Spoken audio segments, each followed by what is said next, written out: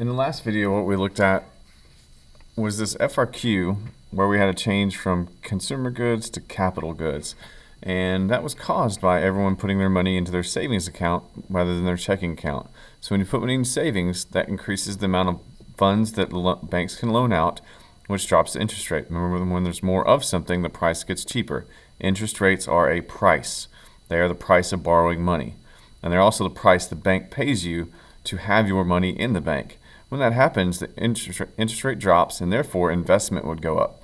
Remember, gross private investment is people buying houses and cars and things like that. But if it's for businesses, they would buy more trucks and machines and tools, things to make their businesses either grow and expand or continue to be profitable. And then we looked at how long-run aggregate supply could shift to the right due to that increase in capital formation. So if our capital increases, then we can make more GDP than we could have previously. And don't forget about full employment resource technology.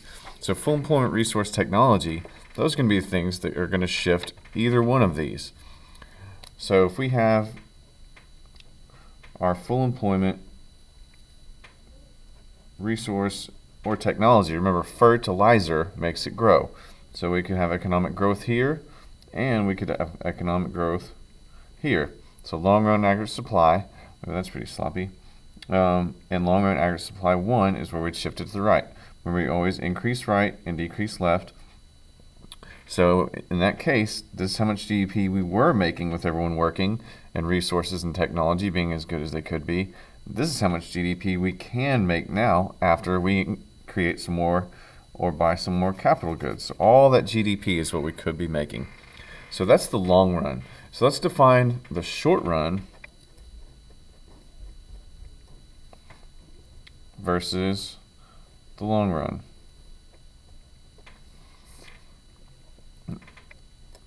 So in the short run, let me switch pens here. In the short run, what we're going to have is those ups and downs, kind of like the business cycle. It's called being prepared right there. So in the short run, think of the business cycle. We'll have those ups and downs, correct? In the long run, we are going to have a vertical aggregate supply curve that's independent of price level.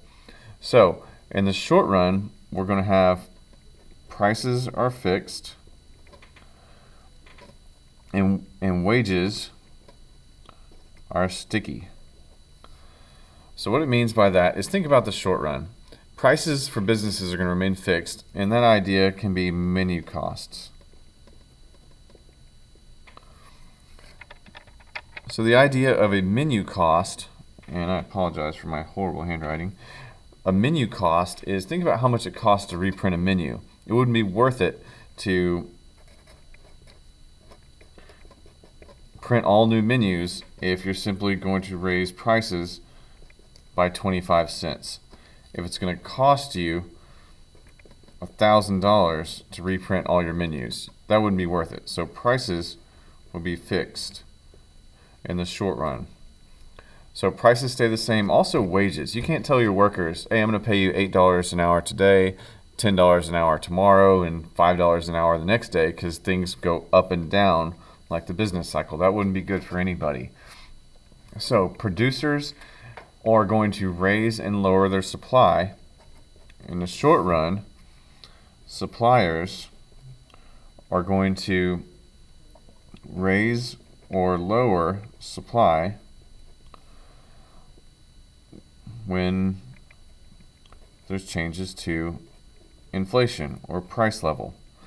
So as prices go up or down, businesses are going to make their production go up and down according to price level. So that's inflation. So inflation can actually alter what businesses are going to do. And that's okay, they should. But their prices have to be inflexible and wages are going to be sticky. So that's just going to be our natural ups and downs from the business cycle.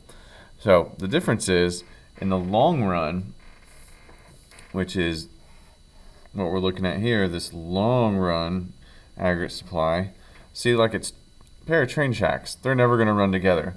So long run aggregate supply, these jobs are never going to change. I used to think of this as like a skyscraper or a building. It's a terrible building, but it is a building.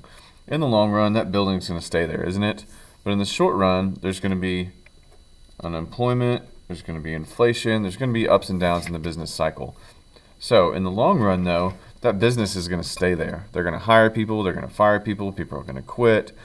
And no matter what price levels do, this long run aggregate supply, our business structure, is going to exist. So with that said, at full employment, this business structure also exists at the natural rate of unemployment. Remember, that is frictional plus structural unemployment. So these things will always exist in the long run, and price levels will become flexible, and that includes wages and prices. So wages will adjust in the long run, prices will adjust in the long run. When we shift our aggregate demand and short run aggregate supply, those are going to be short run changes and will create new equilibriums. But this business structure, this economy is going to stay the same. Okay? So prices in the long run, prices and wages are going to be flexible. And that's going to make our adjustments as we go further and down the road. So that relationship between long-run aggregate supply and the PPC is going to be based on our full employment resource technology. Anytime we have a shift or growth, it's going to happen in those long-run effects. Okay?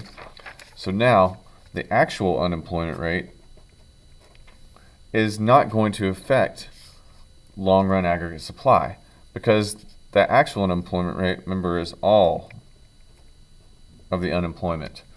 Okay, so that's our long run versus our short run, and that's where we get our long run aggregate supply from.